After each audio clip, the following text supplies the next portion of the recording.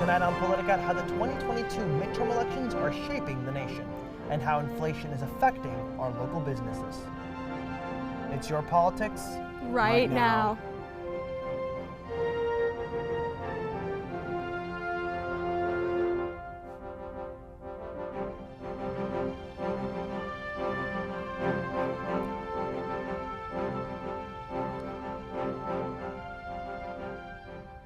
Good evening and welcome to Politicat. I'm Michaela Denault. And I'm Diego Ramos-Bachara.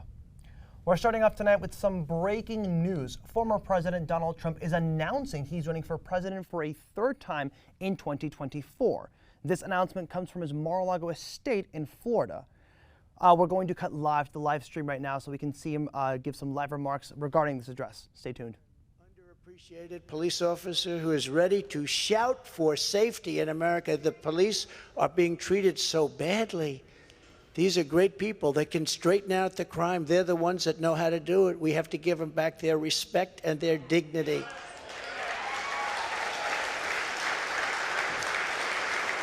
This will not be my campaign. This will be our campaign all together.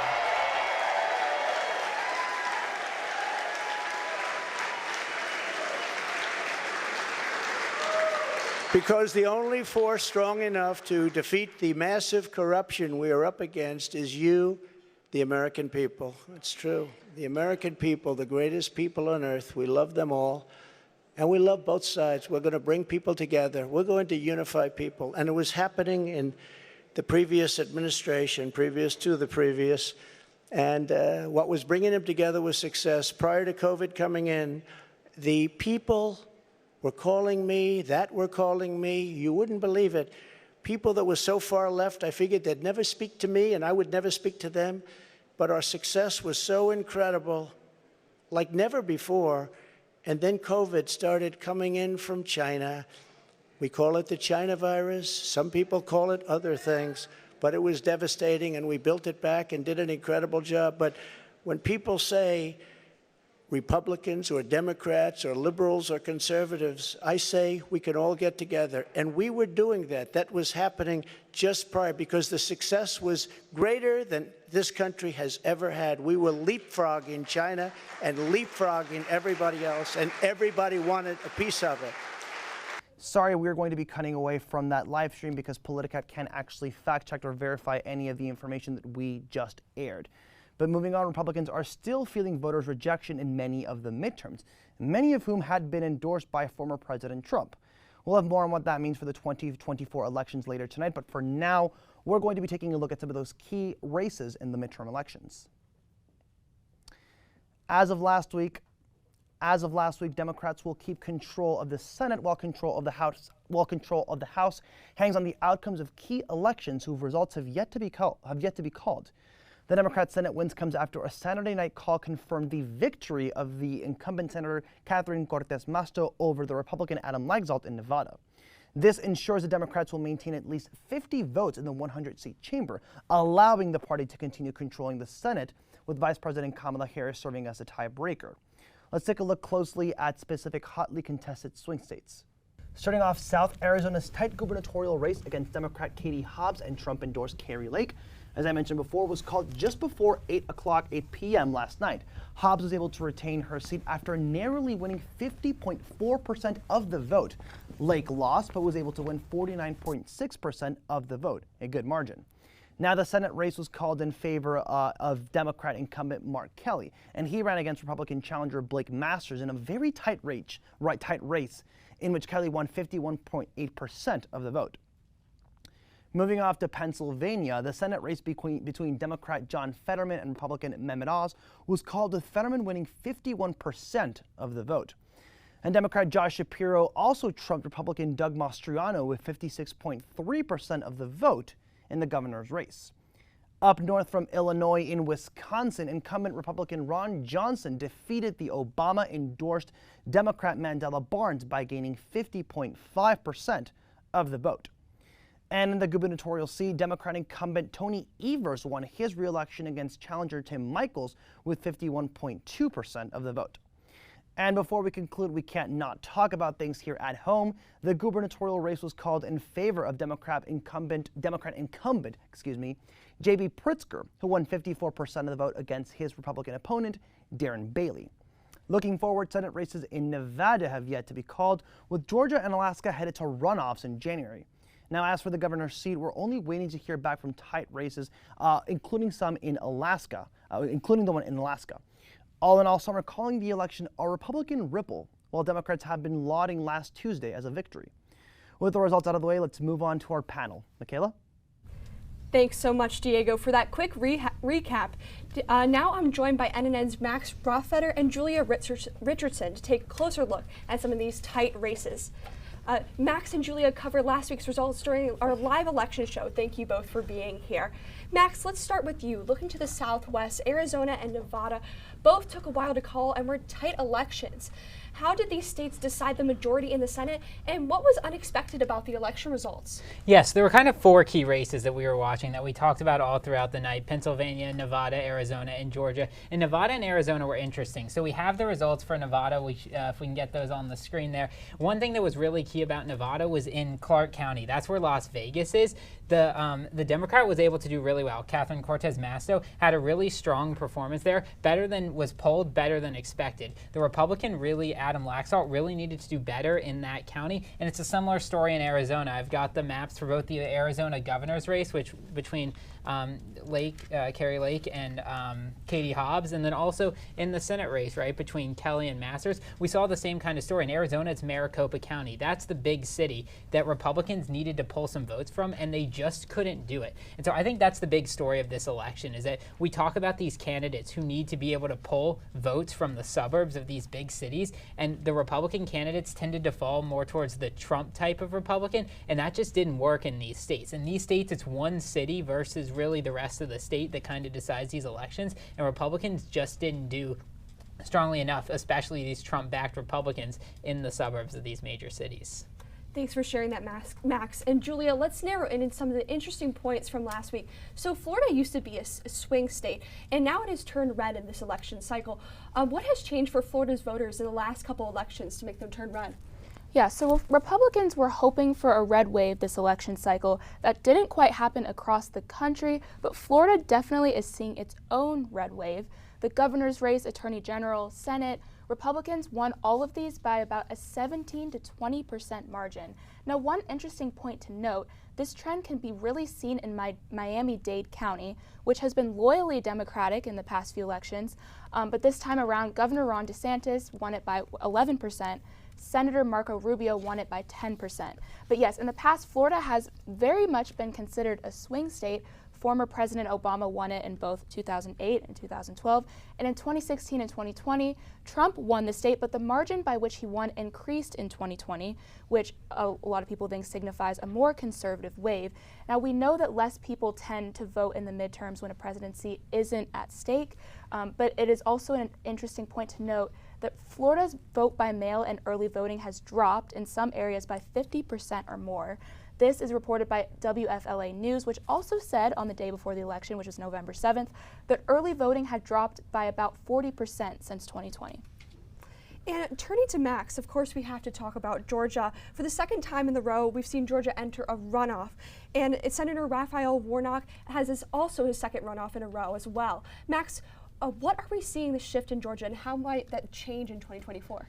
Yeah, so I've got another graphic for Georgia. Hopefully we'll be able to get that on the screen. And the big thing about Georgia that we've seen is you need 50% of the vote in order to win the election. And that hasn't happened in the Senate race. It didn't happen in 2020. It didn't happen this year. And then it's a similar story to Nevada and Arizona. It's about Atlanta and the surrounding counties, DeKalb County, Fulton County, versus the rest of the state. And so whoever is able to do really well sort of in that area ends up winning. So if Democrats have a strong showing in the Atlanta and its areas, they're able to win the state. majority. In this case, the Republican just couldn't get enough of the votes. Now, an interesting thing, of course, is that we had a Georgia gubernatorial race between Brian Kemp and Stacey Abrams, a Republican-Democrat matchup, and Brian Kemp won by a lot. And he won by a lot because he did well in those Atlanta suburbs. I think he had almost 53% of the vote compared to the 49-49 we're seeing in Georgia, of course, sending it to a runoff. So I think that's the big key. That's what we're going to have to keep watching as these races progress, is these, like Walker, a Trump-backed Republican, more in that branch of the Republican Party, have to perform better. These candidates really, it seems like, need to be more moderate in order to get to be able to win in states like Georgia, Arizona, Nevada.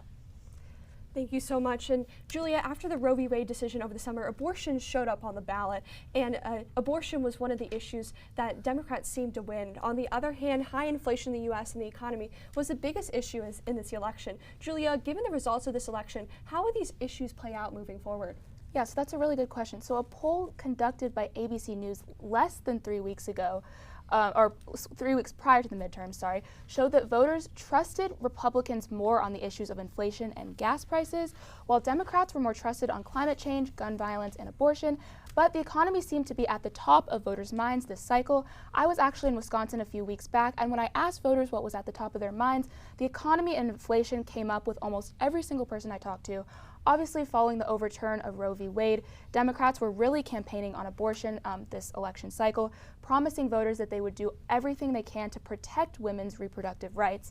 And as you may recall, a while back, President Biden promised to codify Roe if Democrats made the necessary gains in the midterms. But he said recently that he doubts Democrats will have the votes to carry this out on a federal level, although they did do a lot better than expected. Now, however, a Vox article calls the midterms a resounding win for abortion rights, and on the state level, there were some wins for Democrats. So in North Carolina, for example, Republicans didn't win enough seats in the legislature to override the Democratic governor's veto, and in states like Wisconsin and Kansas, incumbent Democratic governors won re-election and can remain a last line of defense against anti-abortion laws. But this will definitely be an interesting issue to follow leading up to 2024. Max, Julia, thank you both for being here. And let's send it over to Jonas Blum to take a deep dive into why Georgia has a runoff election this cycle. Jonas? Thanks, Michaela. Could Democrats grow their majority in the Senate? For the second election in a row, the state of Georgia will have a runoff in December to choose a senator. But why does Georgia have these runoffs? And what's going to happen on December 6th? Let's take a look. Unlike most states, Georgia does not have a winner-take-all election system.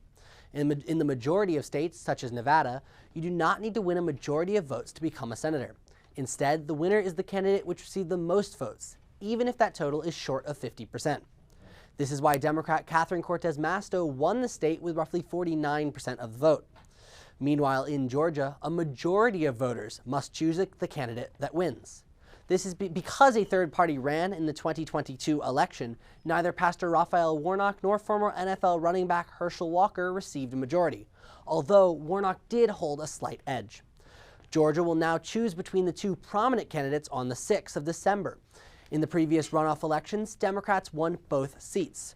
The general election is only showing a difference of 0.9 percentage points between the two candidates, although it is unclear which candidate the previously independent voters would support. Early voting for the runoff starts next week. Michaela, back to you at the desk. Thanks, Jonas. As we saw, the economy was a key issue in the elections as Americans continue to grapple with the rise in inflation. And as prices climb, experts are saying oil is going to be the most expensive way to heat your home this winter. The U.S. Energy Information Administration predicts major price increases for fuel and other energy sources this winter, and Americans are concerned. A Federal Reserve survey yesterday showed that residents grew more worried with an expected increase in gas prices. And inflation dropped to 7.7% in October, down from 9.1% in June, but still nowhere near the Fed's target rate of 2%. Meanwhile, the Fed has been raising interest rates regularly this year to bring down inflation. Last week, we talked to Northwestern economics professor Martin Eichenbaum on what we should expect from the Federal Reserve. Here's what he had to say. Well, let me start with the Federal Reserve.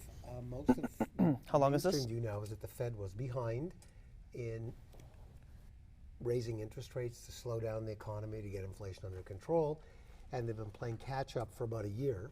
So I think looking forward, most people think there is going to be a mild recession, not a catastrophe, not a financial crisis, but a slowdown, because it's absolutely central that we get inflation under control. And staying on the topic of inflation, it's taken a toll on the livelihoods of millions of Americans. Politicat's Melina Peterson takes a closer look at how small business owners in Evanston are affected by the current state of the U.S. economy. Throughout Evanston, small business owners are grappling with rising inflation and higher costs of resources and materials. Owner of Stepping Out on Faith, Vivian Killebrew, says inflation has significantly impacted her business model and prices. I've lowered my price points, and just like any small business owner, I get paid last. And for the co-owner of Alley Gallery, Ross Martins, there has been a decrease in retail sales due to the state of the economy. I feel like it's been a little bit quieter in terms of retail sales and browsing, although the holidays are coming up, so kind of keeping our fingers crossed that that'll be good. Small business owners like Killebrew have found new ways to adjust to economic barriers, especially when it comes to younger audiences. To the younger crowd, to the college kids. So right now I'm courting the college students because they get it, they love it, and they love to thrift. And for Evanston residents, shopping local is an investment in the community.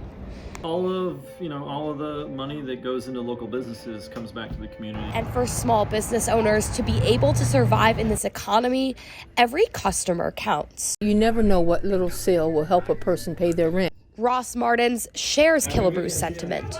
The important thing, buying local, is keeps it in the family. In the end, Killebrew only has 2 words to say. Come shop. And we're going to go live to NN's Politicat's Melina Peterson, who is live outside Stepping Out on Faith in downtown Evanston. Lena, thank you for reporting. My question to you, if you can hear me, is how can Northwestern students best support small businesses in Evanston, especially considering the fact that most of them are on a budget?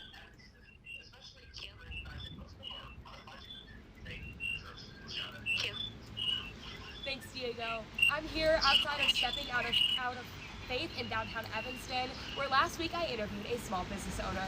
She emphasized the importance of shopping small and importance in supporting small business owners during this economic crisis.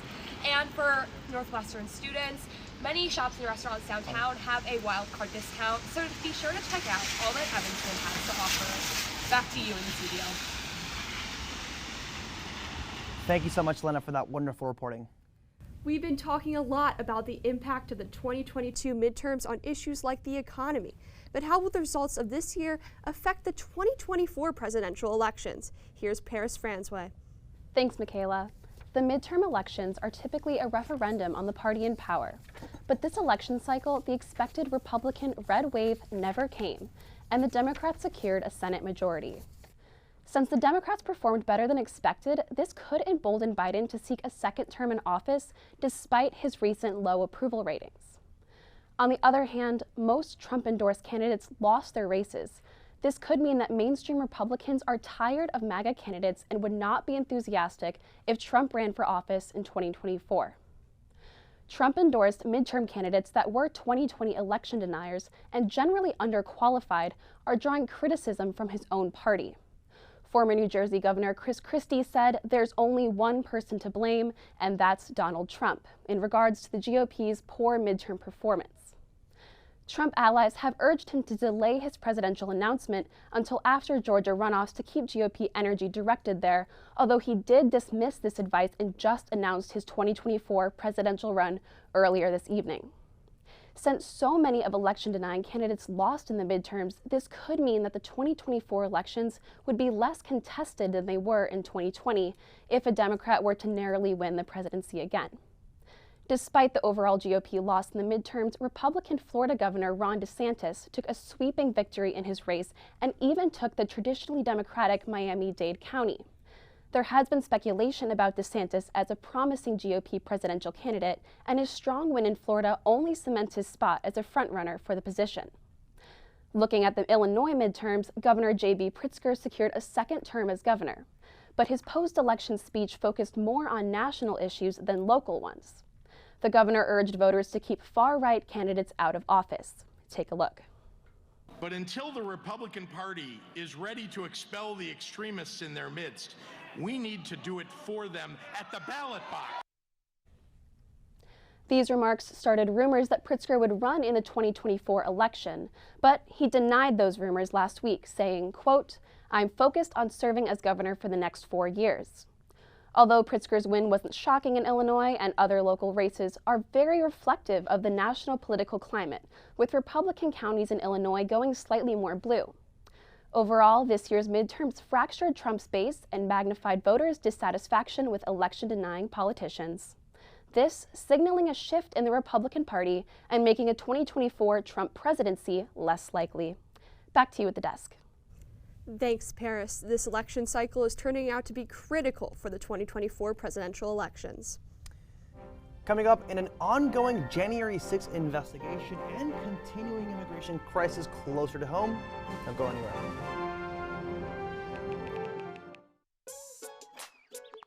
Worried about your friend, but don't know how to reach out? You could say, "How are you?" or get a fake tattoo. You could ask with an app if it works for you.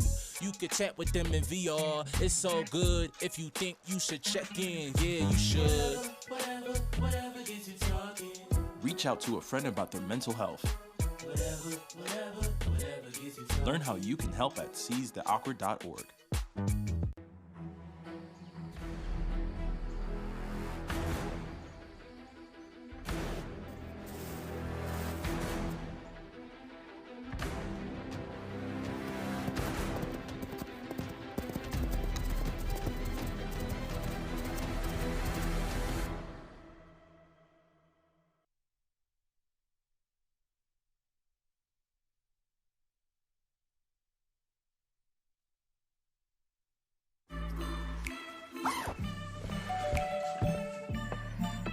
Yo, camping buddy.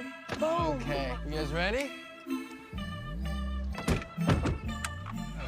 Dude, I thought you were driving. I thought you were driving. Oh, I never said I was driving.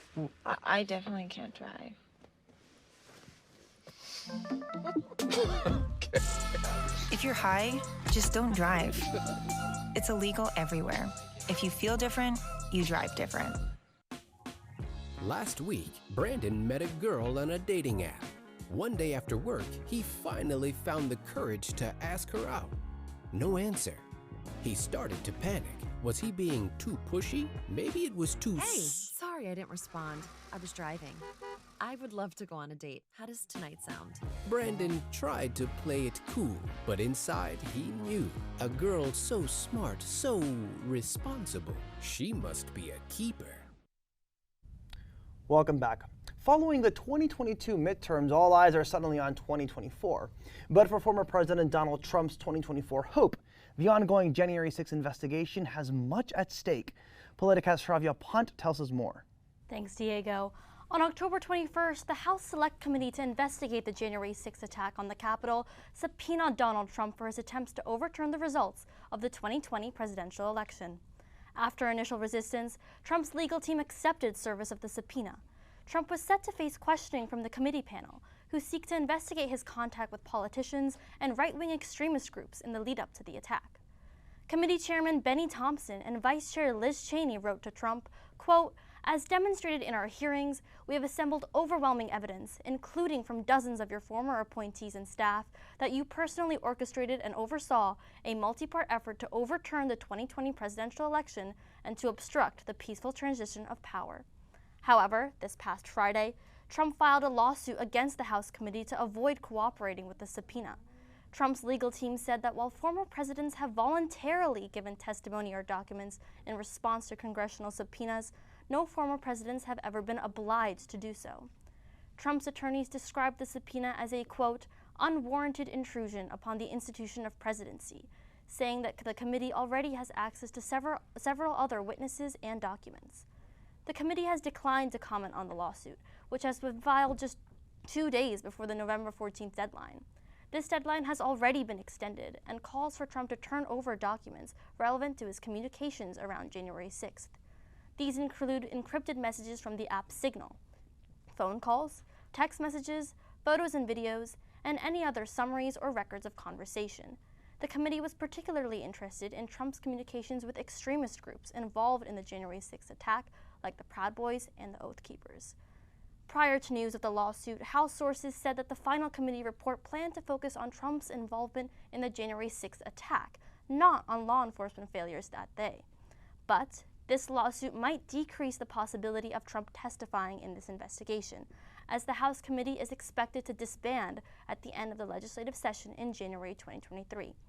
Trump also launched his 2024 presidential campaign earlier tonight, while the fate of the House investigation remains unclear. Michaela? Thanks, Shavia. Let's now head over to Simone Garber for a quick update on the top international stories we're watching. Simone? Thanks, Michaela. Civil unrest in Iran, an unprecedented election in Brazil, and a novel military move by Ukraine are just some of the news in a busy week abroad. Here are your top international headlines for this week.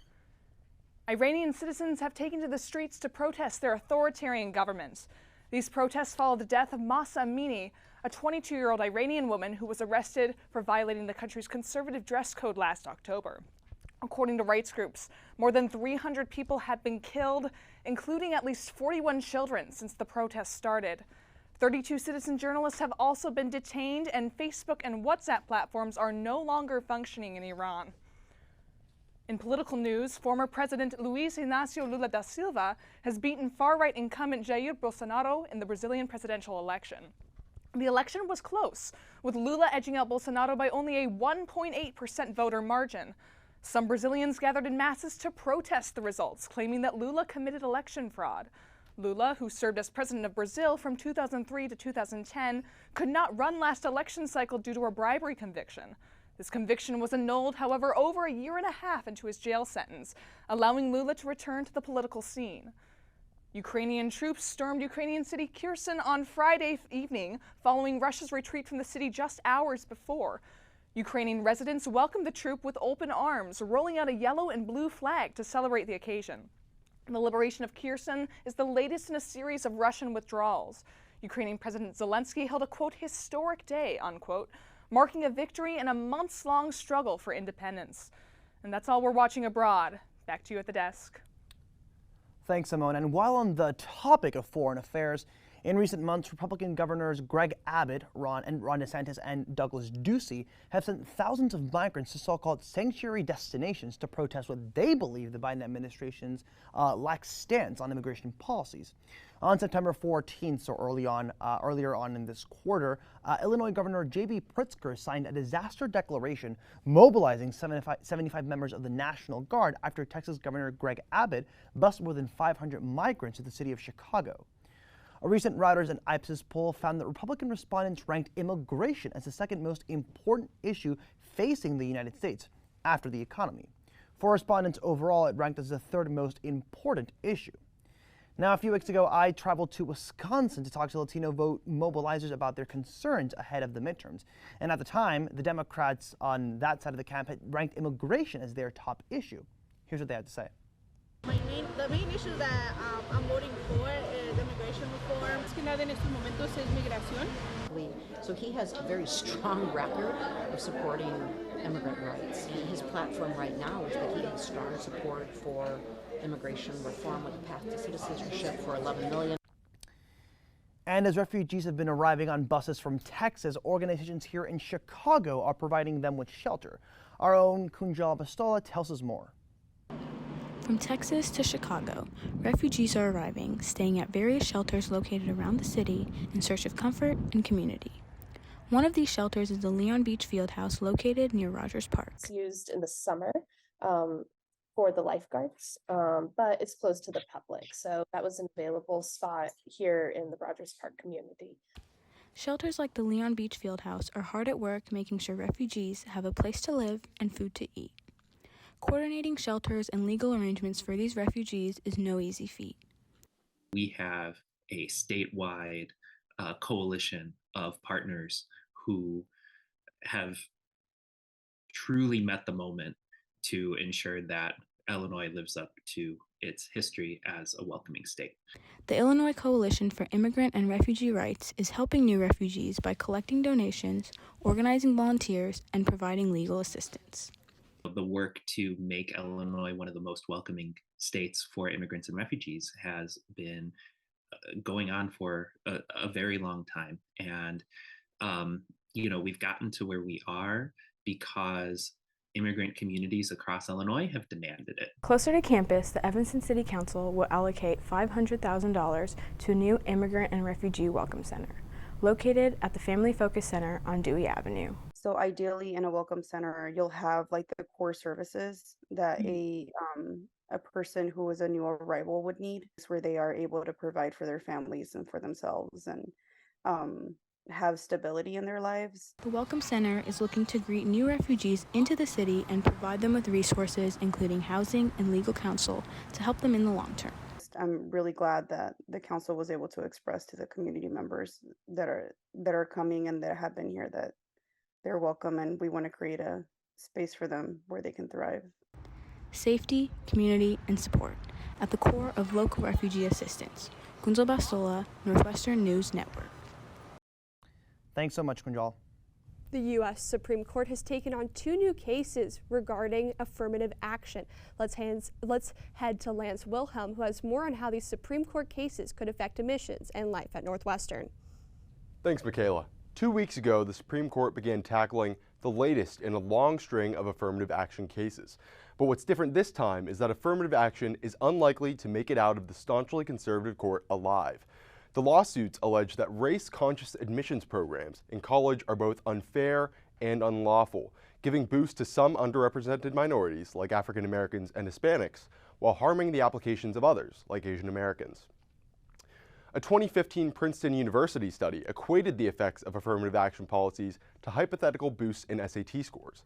For example, with affirmative action in place, African American applicants experienced an admissions boost equivalent to a 230-point SAT score increase. Meanwhile, Asian applicants experienced a 50-point decrease. Affirmative action in college admissions has been upheld by the Supreme Court in the past because it presents a, quote, compelling governmental interest to maintain diversity within education programs. So how could getting rid of affirmative action policies affect Northwestern?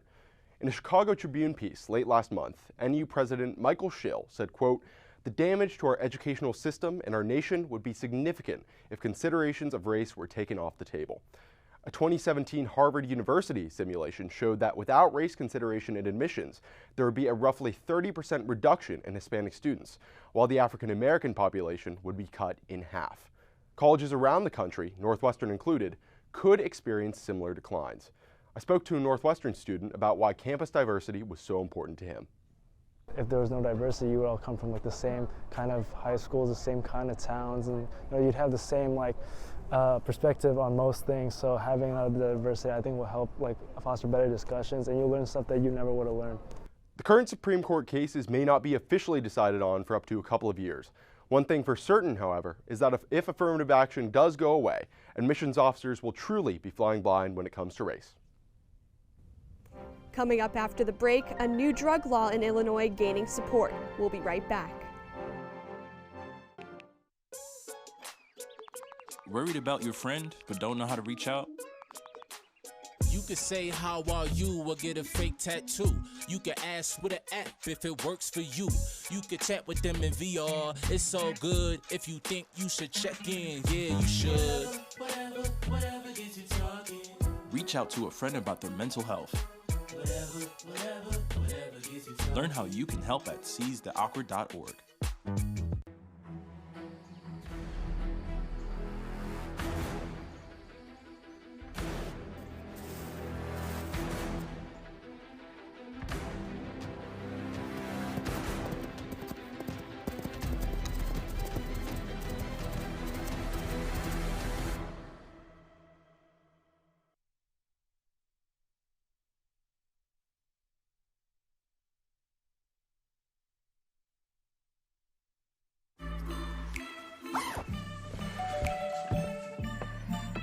Yo, camping buddy. Okay, you guys ready? Dude, I thought you were driving. I thought you were driving. Oh, I never said I was driving. I definitely can't drive.